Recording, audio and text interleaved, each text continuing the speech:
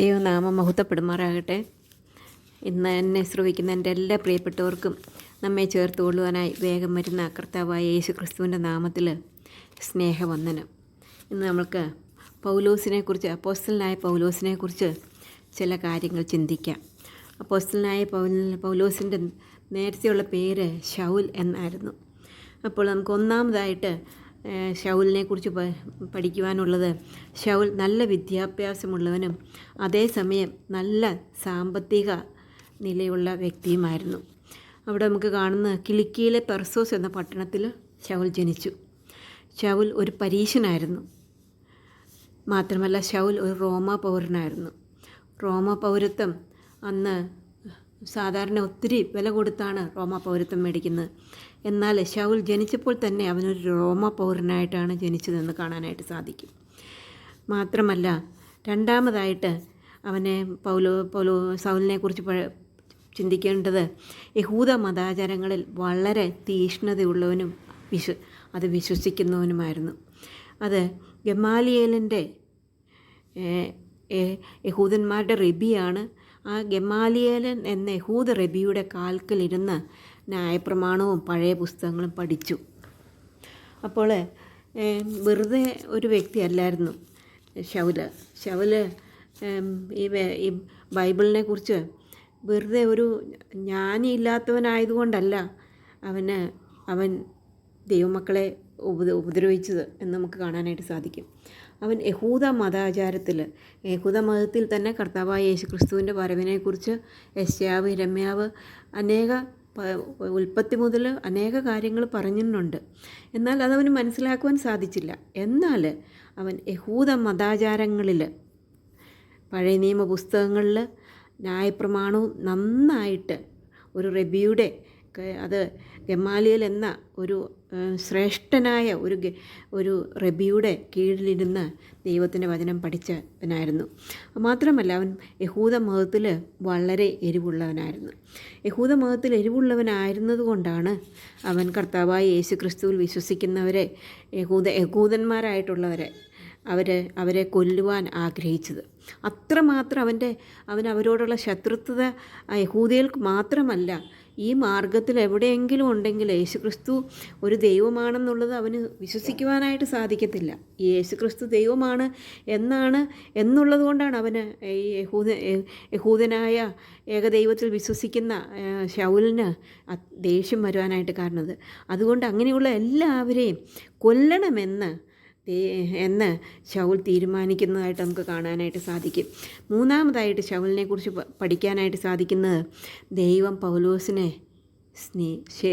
ശൗലിനെ സ്നേഹിച്ചു. അവൻ ആരാണ്? ഒരു കൊലപാതകനാണ്. അവൻ യഹൂദ മതത്തിൽ തീഷ്ണതയുള്ളവനായി എരിവുള്ളവനായിരുന്നു. എന്നാൽ അവനൊരു കൊലപാതകനാണ്. കൊലപാതകത്തിന് കൂട്ടുനിന്നവനും ഒരു വ്യക്തിയാണ്. എന്നാലും ദൈവം, കർത്താവായ യേശു ക്രിസ്തു പൗലോസിനെ സ്നേഹിച്ചു. അവനെ തൻ്റെ മകനായിട്ട് തിരഞ്ഞെടുത്തു. എത്ര വലിയ അത്ഭുതമാണ് എന്ന് നമുക്ക് മനസ്സിലാക്കുവാനായിട്ട് സാധിക്കും. നമുക്ക് ഇവിടെ സ്തേഫാനോസിനെ കല്ലെറിയുന്ന സമയത്ത്, ഈ സ്തേഫാനോസിനെ കല്ലെറിയുന്നവരുടെ നമുക്ക് 59 വാക്യത്തിൽ അത് സ്തേഫാനോസിനെ ഇവരെല്ലാവരും കൂടെ, ഇന്ന് മാത്രമല്ല ഈ ദൈവമക്കളെ ഉപദ്രവിക്കുന്നത്, അന്ന് ഉപദ്രവിക്കുന്നുണ്ട്. അപ്പോൾ അപ്പോസ്തല പ്രവൃത്തിയിലെ 7-ാം അധ്യായത്തിൻ്റെ 59 വാക്യത്തിൽ നമുക്ക് കാണാം, കർത്താവായ യേശുവേ, എൻ്റെ ആത്മാവിനെ കൈക്കൊള്ളണമെന്ന് സ്തേഫാനോസ് വിളിച്ചപേക്ഷിക്കയിൽ അവർ അവനെ കല്ലെറിഞ്ഞു.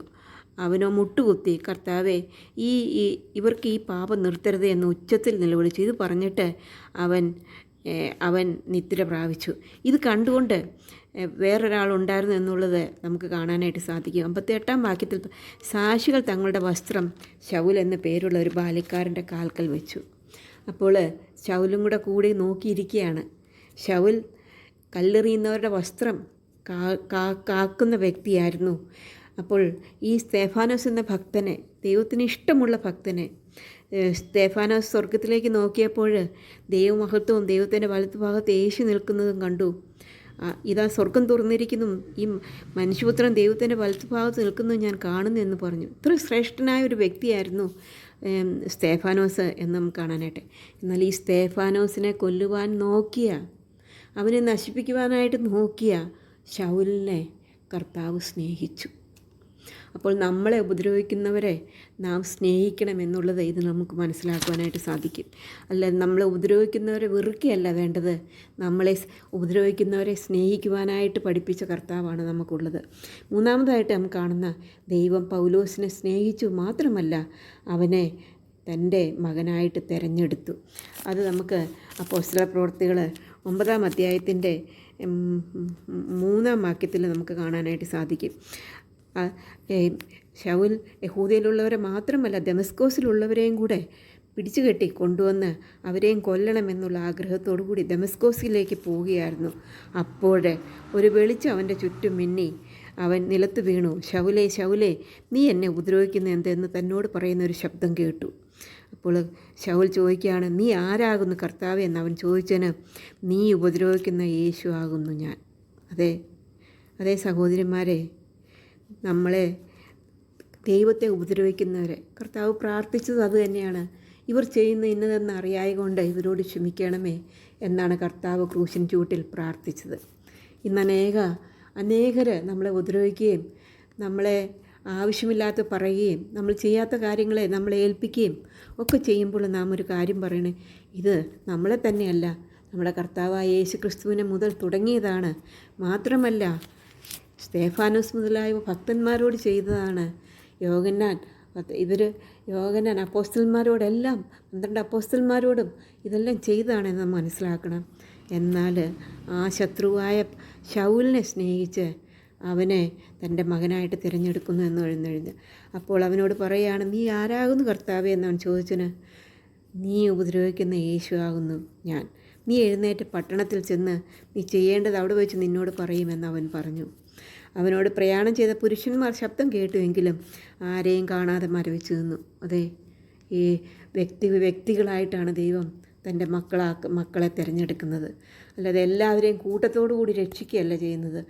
ഓരോ വ്യക്തികളായിട്ട് ഞാൻ എൻ്റെ കർത്താവിനെ സ്വീകരിക്കണമോ വേണ്ടേ എന്നുള്ളത് തീരുമാനിക്കാനുള്ള ഭാഗ്യം എനിക്കാണ്. കർത്താവ് എനിക്ക് വേണ്ടി മരിച്ചു എന്ന് ഞാൻ മനസ്സിലാക്കി എൻ്റെ പാപങ്ങളെ ഏറ്റുപറഞ്ഞു, മാനസാന്തരപ്പെട്ടു. ഞാൻ കർത്താവിനെ രക്ഷകനും ദൈവവുമായിട്ട് സ്വീകരിച്ചു കഴിയുമ്പോൾ ഞാൻ രക്ഷിക്കപ്പെടും എന്ന് മനസ്സിലാക്കുവാനായിട്ട് സാധിക്കും. ഇവിടെ പൗലോസ് രക്ഷിക്കപ്പെട്ടു. കാരണം അവൻ കർത്താവിനോട് ചോദിക്കുകയാണ്, നീ ആരാകുന്നു കർത്താവേ. അത് കഴിഞ്ഞിട്ട് അവൻ കണ്ണ് ഇല്ലാത്തവനായിട്ട് തീർന്നു. അതിനുശേഷം അപ്പോൾ അനന്യാസിനെ ദൈവം പൗലോസിൻ്റെ അടുത്തേക്ക് അയക്കുന്നുണ്ട്. അനന്യാസ് അപ്പോൾ പറയുന്നുണ്ട്, അനന്യാസ് ഭയപ്പെട്ടു. അപ്പം നീ പൗലോസിനെ ചെന്ന് കാണുവാൻ പറഞ്ഞാൽ അവൻ ദുഷ്ടനാണ്. അപ്പോൾ അപ്പോൾ അനന്യാസ് പറയാണ്, കർത്താവേ, ആ മനുഷ്യൻ യെരൂശലേമിൽ നിൻ്റെ വിശുദ്ധന്മാർക്ക് എത്ര ദോഷം ചെയ്തു എന്ന് പലരും പറഞ്ഞ് ഞാൻ കേട്ടിരിക്കുന്നു. ഇവിടെയും നിൻ്റെ നാമത്തെ വിളിച്ചപേക്ഷിക്കുന്നവരൊക്കെയും പിടിച്ചു കെട്ടുവാൻ അവന് മഹാപുരോഹിതന്മാരുടെ അധികാരപത്രമുണ്ട് എന്ന് ഉത്തരം പറഞ്ഞു. കർത്താവ് അവനോട് പോകാമെന്ന് പറഞ്ഞു. അവൻ പോയി. ഇവിടെ നമുക്ക് കാണാനായിട്ട് സാധിക്കും, ദൈവം പൗലോസിനെ സ്നേഹിച്ചു, അവനെ തൻ്റെ മകനായിട്ട് തിരഞ്ഞെടുത്തു എന്നുള്ളത് കാണുവാനായിട്ട് സാധിക്കും. മാത്രമല്ല അനന്യാസിനോട് ഇവിടെ നമുക്ക് ഒരു കാര്യം കാണാനായിട്ട് സാധിക്കും. നാലാമതായിട്ട് അനന്യാസിനോട് പറഞ്ഞത് അതുപോലെ അനുസരിക്കുന്ന അനന്യാസിനെ നമുക്ക് കാണാനായിട്ട് കാണിക്കുന്നു. അനുസരിക്കുന്ന അനന്യാസിനെ നമുക്കിവിടെ കാണുവാനായിട്ട് സാധിക്കും. അവൻ ഭയപ്പെട്ടു എങ്കിലും അനുസരിച്ചു എന്ന് കാണാനായിട്ട് സാധിക്കും. അപ്പോൾ എന്നിട്ട് അവൻ ദമസ്കോസിൽ അവിടെ പോവുകയും ആ യൂദയുടെ വീട്ടിൽ പോവുകയും യൂദയുടെ വീട്ടിൽ ചെല്ലുകയും പൗലോസിനായിട്ട് പ്രാർത്ഥിക്കുകയും ചെയ്തു. അതിനുശേഷം അങ്ങനെ അനന്യാസ് ആ വീട്ടിൽ ചെന്നു. അവൻ്റെ മേൽ കൈവച്ചു, സൗലേ സഹോദര, നീ കാഴ്ച പ്രാപിച്ച് പരിശുദ്ധാത്മപൂർണ്ണനാകേണ്ടതിന് നീ വന്ന വഴിയിൽ നിനക്ക് പ്രത്യക്ഷനായ യേശു എന്ന് കർത്താവ് എന്നെ അയച്ചിരിക്കുന്നു. ഉടനെ അവൻ്റെ കണ്ണിൽ നിന്ന് ചെതുമ്പൽ പോലെ വീണു. കാഴ്ച ലഭിച്ചു. അവൻ എഴുന്നേറ്റ് സ്നാനമേൽക്കുകയും ആഹാരം കൈക്കൊള്ളുകയും ചെയ്തു. അഞ്ചാമതായിട്ട് നമുക്ക് കാണാനായിട്ട് സാധിക്കുന്നത്, രക്ഷിക്കപ്പെട്ട ഉടനെ തന്നെ രക്ഷിക്കപ്പെട്ട വ്യക്തികൾ സ്നാനമേൽക്കേണ്ടത് ആവശ്യമുണ്ട്. രക്ഷിക്കപ്പെട്ട ശൗല് അവൻ സ്നാനമേറ്റു എന്ന് നമുക്ക് കാണാനായിട്ട് സാധിക്കും. അവൻ സ്നാനമേറ്റ് ദൈവത്തിൻ്റെ മക്കളോട് ചേർന്ന് എന്ന് കാണാനായിട്ട് സാധിക്കും. ഇവിടെ നമുക്ക് ആറാമതായിട്ട് നമുക്ക് വേറൊരു കാര്യം കാണാനായിട്ട് സാധിക്കും. ദൈവത്താൽ അസാധ്യമായിട്ട് ഒന്നുമില്ല എന്ന് നമുക്ക് കാണാനായിട്ട് സാധിക്കും. ദൈവത്താൽ അസാധ്യമായിട്ട് ഒന്നുമില്ല എന്ന് നമുക്ക് കാണുവാനായിട്ട് സാധിക്കും. നമുക്ക് എക്സോഡസിൽ നമുക്ക് 1 ശമൂവേൽ 17:47 വാക്യത്തിൽ നമുക്ക് ആ സംഭവം അറിയാവുന്നതാണ്. ശൗൽ ദാവീദ് ശത്രുവായ ശൗലിനെ കൊല്ലുവാനായിട്ട് നിൽക്കുകയാണ്. ശൗൽ ആരാണ്? ശൗലിനെ കണ്ടാൽ തന്നെ പേടി വരും. ശൗൽ അങ്ങനെയുള്ളൊരു വ്യക്തിയാണ്. ശൗമേൽ ആരാണ്? ഒരു കൊച്ചു പയ്യൻ. എന്നാൽ അവിടെ ശൗമേൽ പറയുന്ന ഒരു കാര്യമുണ്ട്. 1 ശമൂവേൽ 17:47 വാക്യത്തിൽ നമുക്ക് കാണാനായിട്ട് സാധിക്കും. ദൈവത്താൽ ഒരു കാര്യവും അസാധ്യമല്ല എന്നുള്ളത് അവിടെ നമുക്ക് മനസ്സിലാക്കുവാനായിട്ട് സാധിക്കും. അവിടെ 17 അധ്യായത്തിൻ്റെ 47 വാക്യം നമുക്ക് കാണാനായിട്ടുണ്ട്. ഇസ്രായേൽ ഒരു ദൈവമുണ്ടെന്ന് സർവ്വഭൂമി അറിയും. യഹോവ വാൾ കൊണ്ടും കുന്തം കൊണ്ടുമല്ല രക്ഷിക്കുന്നതെന്ന് ഈ സംഘമെല്ലാം അറിയുവാനിട വരും. അതെ, ദൈവം വാൾ കൊണ്ടും കുന്തം കൊണ്ടും ഒന്നുമല്ല രക്ഷിക്കുന്നത്. ദൈവത്തിൻ്റെ ശക്തി അപ്രമേയമാണ്. അവൻ്റെ സ്നേഹം അപ്രമേയമാണ്. അതുപോലെ തന്നെ അവൻ്റെ ശക്തി അപ്രമേയമാണ്. ദുഷ്ടനായ ശൗലിനെ ഒരു ദൈവമകനാക്കി തീർക്കുവാനായിട്ട് ദൈവത്തിന് സാധിക്കും. അതുപോലെ തന്നെ വലിയ ശക്തനായിട്ടുള്ള 5000 ശേക്കൽ തൂക്കമുള്ള താമ്രകവചം ധരിക്കുന്ന ശൗലിനെ ഒരു വടി കൊണ്ട് ഒരു ഇടയസഞ്ചിയും അതിൽ 5 കല്ലും അവൻ്റെ കയ്യിലുള്ള മിനുസമുള്ള 5 കല്ലും ഒരു പൊക്കണവും ഒരു കവണയും മാത്രം ഉണ്ടായിരുന്നുള്ളൂ. കാരണം അവിടെ യുദ്ധം ചെയ്തതൊക്കെ ദൈവമാണ്. ഇസ്രായേൽ ഒരു ദൈവമുണ്ട്. യഹോവ വാൾ കൊണ്ടും കുന്തം കൊണ്ടുമല്ല രക്ഷിക്കുന്നതെന്ന് ഈ സംഘമെല്ലാം അറിവാനിടയായിട്ട് തീരും. ഇന്നും സഹോദരിമാരെ, കർത്താവ് രക്ഷിക്കുന്ന ദൈവമാണ്. കർത്താവ് വിടുവിക്കുന്ന ദൈവമാണ്. അവൻ സർവശക്തനായ ദൈവമാണ്. നമുക്ക് പുറപ്പാട് പുസ്തകം ഒരു വാക്യം വായിക്കാം. 14 അധ്യായത്തിൻ്റെ പുറപ്പാട് പുസ്തകം 14 അധ്യായത്തിൻ്റെ അവിടെ നമുക്ക് കാണാനായിട്ട് സാധിക്കും. പുറപ്പാടിൽ ഫറവോനും സൈന്യവും പിന്തുടരുകയാണ്. അവർ മുമ്പോട്ട് പോവുകയാണ്. എന്തു ചെയ്യണമെന്നുള്ളത് അവർക്ക് അറിയത്തില്ല. പിൻപിൽ ശത്രു, മുൻപിൽ ചെങ്കടൽ. ആ സമയത്ത് എല്ലാവരും ഭയക്കുന്ന ഒരു സന്ദർഭമാണ്. നമ്മൾക്കറിയാം, പുറകിൽ ശത്രു വരുന്നു, സൈഡിൽ വളരെ വലിയതായിട്ടുള്ള മലകൾ, മുമ്പിൽ വൻകടൽ. അങ്ങനെയുള്ള സന്ദർഭങ്ങളിൽ ആരാണെങ്കിലും ഭയന്നു പോകും. എന്നാൽ അവിടെ നമുക്ക് കാണാനായിട്ട് സാധിക്കുന്ന മോശ പറയുന്നതാണ്. അതിന് മോശ ജനത്തോട് ഭയപ്പെടേണ്ട, ഉറച്ചു നിൽപ്പീൻ. യഹോവ ഇന്ന് നിങ്ങൾക്ക് ചെയ്യുവാനിരിക്കുന്ന രക്ഷ കണ്ടുകൊള്ളുവിൻ. നിങ്ങളിന്ന് കണ്ടിട്ടുള്ള മിസ്രയീമിനെ ഇനി ഒരു നാളും കാണുകയില്ല. യഹോവ നിങ്ങൾക്ക് വേണ്ടി യുദ്ധം ചെയ്യും, നിങ്ങൾ മിണ്ടാതിരിപ്പീൻ. അതെ, അവൻ സർവശക്തനായ ദൈവമാണ്. അവൻ ആ ഫറവോനെ സൈന്യത്തെ ചെങ്കടലിൽ തള്ളിയിടുവാൻ, ചെങ്കടലിൽ കൂടെ ദൈവത്തിൻ്റെ മക്കളെ ചെങ്കടലിൽ കൂടെ ഉണങ്ങിയ നിലത്തുകൂടി അവരെ കൊണ്ടുപോകുവാൻ കർത്താവ് ശക്തനാണ്. മാത്രമല്ല സഹോദരിമാരെ, ആ സൈന്യത്തെ, ആ ഫറവോനെയും സൈന്യത്തെയും ആ വെള്ളത്തിൽ ഇവർ ഏത് വെള്ളത്തിൽ കൂടെ ഉണങ്ങിയ നിലത്തുകൂടി കടന്നു പോയോ ആ വെള്ളത്തിൽ തന്നെ ഇട്ട് അവരെ മുക്കിക്കൊല്ലുവാനായിട്ടും ഈ നമ്മുടെ ദൈവം സർവശക്തനാണ്. അപ്പം നമ്മുടെ ദൈവം എത്ര സർവശക്തനാണ് എന്നുള്ളത് ദാവീദിൻ്റെ ജീവിതത്തോടുള്ള ബന്ധത്തിൽ നമ്മൾ നോക്കിയാൽ കാണാം. മാത്രമല്ല ഇസ്രായേൽ മക്കളോടുള്ള ജീവിതത്തിൽ നമുക്കത് കാണുവാനായിട്ട് സാധിക്കും. അതുപോലെ തന്നെ നമുക്ക് യോശുവ 10 അധ്യായത്തിൻ്റെ 43 വാക്യത്തിൽ നമുക്ക് കാണാനായിട്ട് സാധിക്കും. യോശുവ 10:43 ഇസ്രായേലിൻ്റെ ദൈവമായ യഹോവയായിരുന്നു ഇസ്രായേലിന് വേണ്ടി യുദ്ധം ചെയ്തു. അതേ, കനാനി ദേശം മുഴുവനും അവർക്ക് കീഴ്പ്പെടുത്തി കൊടുത്തത് അവരുടെ യുദ്ധം കൊണ്ടോ അവരുടെ വാൾ കൊണ്ടോ വില്ലുകൊണ്ടോ ഒന്നും ആയിരുന്നില്ല. യഹോവയാണ്, ഇസ്രായേലിൻ്റെ ദൈവമായ യഹോവയായിരുന്നു യുദ്ധം ചെയ്തത്. നമ്മുടെ ദൈവം സർവശക്തനായ ദൈവമാണ്. നമ്മുടെ ദൈവത്തിന് ഒന്നും അസാധ്യമായിട്ടില്ല. ദൈവത്താൽ 6-ാമതായിട്ട് നാം കണ്ടത്, കർത്താവിന് ഒന്നും അസാധ്യമായിട്ടില്ല എന്ന് നമുക്ക് കാണുവാനായിട്ട് സാധിക്കും.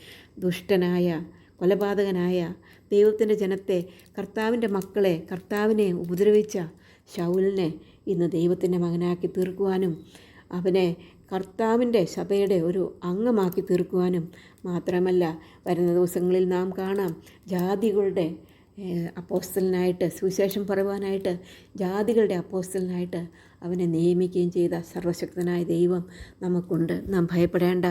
ഇന്ന് പലപ്പോഴും നമ്മൾ പല കാര്യങ്ങളും ഓർക്കുമ്പോൾ സാധിക്കുകയില്ലല്ലോ. എൻ്റെ ചില സന്ദർഭങ്ങൾ നമ്മൾ ഓർക്കും, നമ്മുടെ മക്കളെക്കുറിച്ച് നമ്മൾ ഭാരപ്പെടും.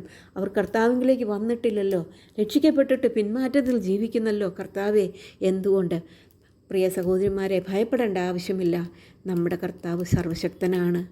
അവൻ ഹൃദയങ്ങളെ മാറ്റുവാൻ കഴിവുള്ളവനാണ്. ശൗലിൻ്റെ ജീവിതത്തിൽ നിന്ന് അത് മനസ്സിലാക്കുവാനായിട്ട് സാധിക്കും. ഏത് ദുഷ്ടതയുള്ള ഹൃദയത്തെയും കല്ലായിട്ടുള്ള ഹൃദയത്തെയും മാംസളമാക്കി കർത്താവിൻ്റെ വേലയ്ക്ക് ഉപയോഗപ്പെടുത്തുവാൻ സർവശക്തിയുള്ള ദൈവമാണ്. അതുകൊണ്ട് നമ്മുടെ ജീവിതത്തിൽ പ്രാർത്ഥനയോടുകൂടെ നമുക്ക് മുമ്പോട്ട് പോകാം. ദൈവത്താൽ അസാധ്യമായിട്ട് ഒരു കാര്യവുമില്ല. ദൈവത്തിൻ്റെ നാമം എന്നും എന്നേക്കും മഹത്വപ്പെടുമാറാകട്ടെ.